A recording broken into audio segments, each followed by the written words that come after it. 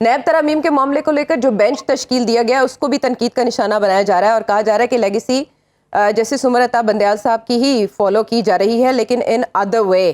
सो ये like minded bench कहलाएगा आपके ख्याल में या राइट माइंडेड? देखिए, to be very honest, I'm not a legal expert over here, but if you look at it, बात यह है कि उमर अता बंदयाल साहब जो गए हैं, उन्होंने पीछे अपने उनके साथी हैं, उनके कुलीग्स रहे हैं, इतना अरसा रहे हैं, तो वो उन्होंने भी तो कहीं ना कहीं अपने आप को कहीं ना कहीं अपना रोल प्ले करना है ना। उन्होंने कहीं ना कहीं बेंच में बैठना है। अब वो कहाँ पे बैठते हैं, कैसे बैठते हैं, वो तो मौजूदा जो चीफ जस्टिस है उनके इख्तियार में है, वो उनको बिठाएंगे। अब तो 3 रुकनी कमेटी के इख्तियार में है राना साहब, अकेले चीफ जस्टिस के। जी देखे बात जी बाबूजर क्या कह रहे हैं आप? देखिए आयशा, अगर आप कॉम्पोजिशन देखें ना बेंच की, बड़े एहतराम के साथ इस बेंच के अंदर अगर आप जजेस देखें, मेरी नज़र में तो वो सब जजेस हैं जो नॉर्मली अगर कोई आइडियोलॉजिकल डिफरेंस होता है तो वो साइड ऑफ जजेस हैं जो नॉर्मली अग्री करते हैं विद द करंट सीजे। अगर आप उसकी कॉम्पोजिशन देखें, इसमें जैसे कुछ जजेस हैं जो ओपनली डिसएग्री करते हैं, या पिछली जितने केसेस चले हैं उसमें जो जजेस on the same line of thinking है, मैं ये नहीं कह रहा बाइस्ड है, same line of thinking, ideological difference है, वो वाले जजेस मुझे नजर आ रहे हैं इस बेंच में। लेकिन कमेटी की भी कॉम्पोजिशन जो है उसमें 3 का फैसला है, अगर एक डिसएग्री करता है तो 2 की ओपिनियन प्रिवेल करेगी। जी समझ गए, हम आपका नुक्ता, बुनियादी नुक्ता समझ गए। ह्यूमन साइकोलॉजी, जितने भी पास्ट चीफ जस्टिस गुजरे हैं वो हमेशा उन जजेस को अपने साथ बिठाते हैं जिनके साथ वो कंफर्टेबल फील करते हैं। दिस इज, मैं आपको पिछले 25-30 साल की प्रैक्टिस बता। हाँ, ये मैं असल में राना साहब से जानना चाह रही थी, लेकिन आप समझ गए कि मैं क्या पूछ रही हूँ राना साहब से। राना साहब, मैं राना साहब की हेल्प करने के लिए बैठा हूं। देखिए बात से पर्चा आउट कर रहे हैं। नहीं, बिल्कुल मुझे वाकई अबूजर ने हेल्प आउट किया है, इसमें कोई शक नहीं है। और आपने भी एक एज यूजुअल स्पैनर फेंका था मेरे पे, लेकिन no issues. The point is, देखें वाकई इसमें कोई शक नहीं है कि लाइक माइंडेड लोग होते हैं, और जो भी होता है in the behind the driving seat, जो ड्राइव कर रहा होता है, जिस भी इदारे को कर रहा होता है, स्टीयरिंग के पीछे जो भी शख्स होता है, वो जिनके साथ कंफर्टेबल होगा वही उन्हीं को रखेगा ना। अब वो जिसके साथ कंफर्टेबल नहीं है, या जिसके साथ उसके पास लेवल प्लेइंग फील्ड नहीं है, तो वो नहीं रखेगा उसको, या उसको कोई और उसको जॉब दे देगा, किसी और तरफ उसको लगा देगा। बट डायरेक्टली अगर देखा जाए तो वो उन्हीं के साथ रहेगा जिनके साथ वो कंफर्टेबल होगा। तो ये इसमें कोई वो रॉकेट साइंस भी नहीं है। इससे मसला सिर्फ डिफरेंट है यहाँ पे, जो मुझे समझ आ रहा है। देखिए, हम लोग जो है हर चीज को एक क्रिटिसाइज करने के चक्कर में रहते हैं, टू बी वेरी ऑनेस्ट। ठीक है, हमें उसमें से जो क्रिटिकल चीजें हैं वो हम ढूंढने की कोशिश करते हैं, लेकिन हम पॉजिटिविटी की तरफ नहीं जा रहे। और पॉजिटिविटी की तरफ, ठीक है, there are reasons for that, multiple reasons हो सकते हैं उसके, लेकिन आई पर्सनली थिंक कि अगर हम लोग पॉजिटिविटी की तरफ जाना शुरू कर दें तो और उसको जरा थोड़ा सा ये भी हमारे पे टैग लग जाता है ना कि अगर हम पॉजिटिविटी की तरफ जाएंगे तो कहेंगे जनाब ओहो जी हुकूमत की तारीफ करदा पे है, ओ जी हुकूमत दे नाल मिल गए ने, ओ जी अंडर प्रेशर आ गए ने। नहीं, ठीक है, आप जो क्रिटिसाइज करना है जरूर करें। जो आपने अगर कोई फैसला आ जाता है किसी जगह पे, चले let me put it this way, जो अगर कोई अदालत का फैसला आ जाता है उसको अगर आपने क्रिटिसाइज करना है जरूर करें, हम लोग करते भी हैं, उसमें there is no nothing wrong with it. But जब तक कोई चीज फाइनलाइज नहीं हो जाती, उसमें से नेगेटिविटी निकालने अगर हम थोड़ा सा उसको मेलो कर दे, कम कर दे, उसको घटा दें, तो मेरे ख्याल में वो जरा थोड़ी सी जो लोग बैठे हुए हमें देख रहे होते हैं, ऑब्जर्व कर रहे होते हैं, उनको एक साय ऑफ रिलीफ मिल जाएगा। So that's my point.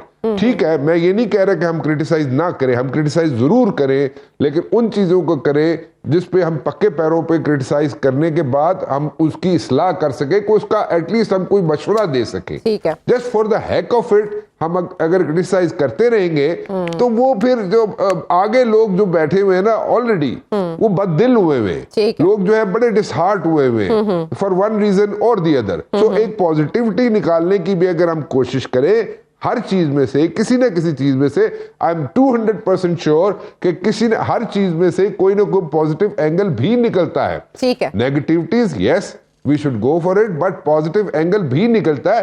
थोड़ा सा पॉजिटिविटी अगर हम अपने व्यूअर्स को, अपने फॉलोअर्स को जरा देनी शुरू करें तो वो थोड़ा, उनको थोड़ा सा एक थोड़ा ब्रीदिंग स्पेस मिल जाएगा। This is my point. Pakistan Tehreek Insaf ने चले हालात का जबर है या जो भी, उन्हीं जमातों की तरफ हाथ बढ़ाने शुरू कर दिए जिनके एक दफ़ा हाथ झटक दिए थे।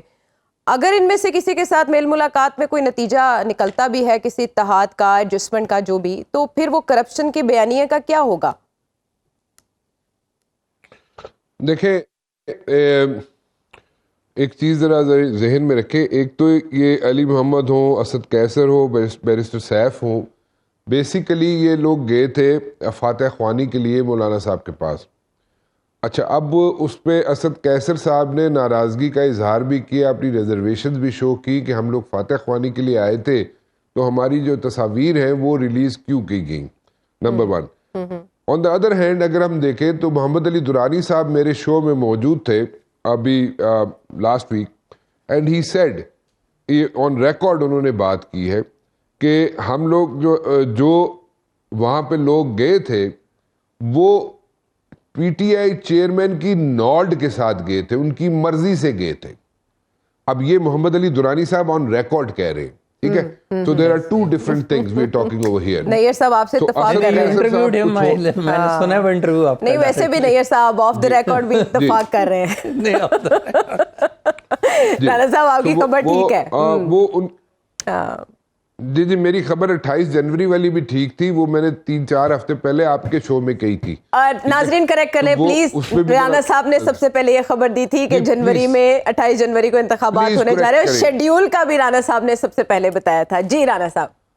हाँ, बस बिल्कुल जरूर करें आप जो चीजें हैं ना वो मेरी जब बारी आती है ना तो आप बड़े वो उसको रोक के उसको सामने लाती है। मैं बड़ा नाराज हूँ आपसे। नहीं राणा साहब, अच्छा, ये सिर्फ ख्यालात का हो सकता है, आपके ख्यालात मनफी साइड पर जा रहे हैं, ज्यादा कोशिश करें अच्छा सोचें। बहुत सख्त नाराज हूँ आपसे, मैं बहुत सख्त नाराज हूँ। मैं अदनान आदिल साहब से, अबूजर से और अपना नैयर साहब से मिलके मैं एहतजाज करूंगा शो के बाद आपके साथ। चलें ठीक है, कोई बेंच ना बनाइएगा मेरे खिलाफ। लेकिन जी। नहीं, मैं 3 बंदा बेंच बढ़ा देता है ना, और की बढ़ावा। अब देखें, coming back to the question, ये दो डिफरेंट चीजें हैं। देखें, मोहम्मद अली दुरानी साहब, मतलब लोग कह रहे थे कि जनाब ऑन हिज ओन चल रहे हैं, ठीक है। मैं उनसे खैर इख्तलाफ करता हूँ, मैं नहीं समझता कि ऑन हिज ओन चल रहे हैं वो, हालांकि वो डिनाई करते रहे मेरे शो में भी कि नहीं जी मैं ऑन माई ओन कर रहा हूँ। ऑन माई ओन पता चक्की तले हाथ तो नहीं आया ना कि ऑन हिज ओन शुरू हो जाए बंदा। इसमें आप क्यों नहीं शुरू हो जाती, मैं क्यों नहीं शुरू हो जाता, अदनान साहब क्यों नहीं शुरू हो जाते, अबूजर क्यों नहीं हो जाते, नैयर साहब क्यों नहीं शुरू हो जाते, पता है हम लोग भी शुरू हो सकते हैं ऑन आवर ओन। नैयर साहब और अबूजर तो हैं शुरू, हम नहीं हो रहे। हाँ, वो तो है, वो तो एक्टिव है। नहीं, मैं इनएक्टिव। चले वो अबूजर एक्टिव है, मैं नहीं, नैयर साहब के साथ ज्यादती ना करें आप, ठीक है। नैयर साहब शरीफ आदमी। तो एनीवेज, सो ये दो डिफरेंट चीजें, दो डिफरेंट बयानिए हैं। और मोहम्मद अली दुरानी साहब ये भी कहते रहे हैं जनाब कि मैं जब वो बयानिया आया था मियां मोहम्मद नवाज शरीफ साहब का अकाउंटेबिलिटी का, जो स्टेटमेंट आई थी उनकी लंदन से, और उसके बाद शहबाज शरीफ साहब चले गए थे, he rushed back to London, और वहाँ पे जाके फिर स्टेटमेंट चेंज हो गई कि जनाब अकाउंटेबिलिटी छोड़े, उसके बाद जनाब बात करेंगे। इंतखाबात की भी बात जो है 50-50 वाली है, वो भी गल थोड़ी सी सुन देनी पे मेरी। राणा साहब टाइम कम रह गया। अदनान आदिल साहब, हाँ, हमने अदनान आदिल साहब से उनकी दिल की बात पूछनी है नवाज शरीफ साहब से मुतालिक। जी चलें, आप उनसे पूछ लें, मैं तो बस यही कहना है। असल में नहीं, आप राणा साहब, आपकी बात बड़ी दिलचस्प है, आप बताइए। मुकम्मल कर रहे हैं राणा साहब। 50-50 वाली बात कर रहे हैं ना, उससे बड़ा इंटरेस्ट चाह रही थी मुझे। नहीं, वो इलेक्शन वाली बात 50-50 कैसे है? लेकिन आयशा चाहती नहीं कि मैं बात करूं, इसलिए मैं नहीं, आप करें प्लीज करें। नहीं राणा साहब, प्लीज इलेक्शन की बात करें, इलेक्शन की बात करें, हम सब सुनना चाह रहे हैं। और शायद पॉलिटिकल पार्टीज एक्टिव भी इसलिए हुई हैं कि कुछ दबाव डाला जा सके, क्योंकि नून लीग तो अभी इंटरेस्टेड दिखाई नहीं दे रही इंतखाबात में। They are kicking off their campaign. वो अभी इसी हफ्ते में अपनी कैंपेन शुरू कर रहे हैं नून लीग वाले, और उन्होंने अपनी स्ट्रेटजी जो चॉकआउट की है, चॉकआउट की है उन्होंने स्ट्रेटजी अपनी but interesting times are ahead. This is the American phrase, and this is American phrase like it's like how should I put it? But interesting times are ahead. 50-50 chances elections के election commission कहता है जी कि हम 28 तारीख को sorry मैं गलत कह गया 28 जनवरी। I take my words back. Election commission 28 जनवरी मतलब कि इलेक्शन कमीशन नहीं कहता, हो सकता है कि जनाब 28 फरवरी को 28 जनवरी को सॉरी इलेक्शंस हो जाए, तो वो इस तरह हो सकता है सारी चीजें चलती रहेगी। लेकिन एक बात मैं आपको बता दूं, इलेक्शन कमीशन वाले आजकल सुबह 3-3 बजे तक दफ्तरों में बैठे हुए हैं, सुबह आ जाते हैं 8 बजे, रात को 3-3 बजे तक दफ्तरों में बैठे हुए हैं and they are working very hard. और वो कोशिश ये कर रहे हैं कि जनाब अगर उनको अदालत में बुलाया जाए या किसी भी वक्त उनको कोई पूछे तो वो कहें जनाब के 28 तारीख को हम इलेक्शन कराने के लिए तैयार हैं। यानी खंजर अपना तेज रख, अंजाम उसकी तेजी का मुकद्दर के हवाले कर।